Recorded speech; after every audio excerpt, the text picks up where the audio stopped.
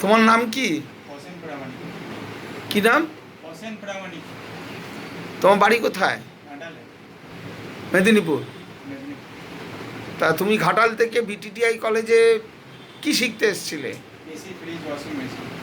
তা তুমি যে এখানে দীর্ঘদিন ধরে ফ্রিজ এয়ার কন্ডিশনের ট্রেনিংটা নিলে, তোমার কীরকম লেগেছে? ভালো স্যার। থিওরিটিক্যাল প্র্যাকটিক্যাল ক্লাসে কোনো প্রবলেম হয়েছে? না স্যার, কোনো প্রবলেম হয় না। স্যারেরা যা যা জিজ্ঞাসা করতে স্যারেরা তার সঠিক উত্তর দিতেন? হ্যাঁ, বলতো।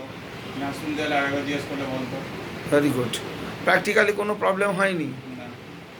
তা এখান থেকে ট্রেনিং নেওয়ার পরে নিজেকে কি মনে করছো এখন কাজ করতে পারবে? হ্যাঁ স্যার, পারবো। Very good.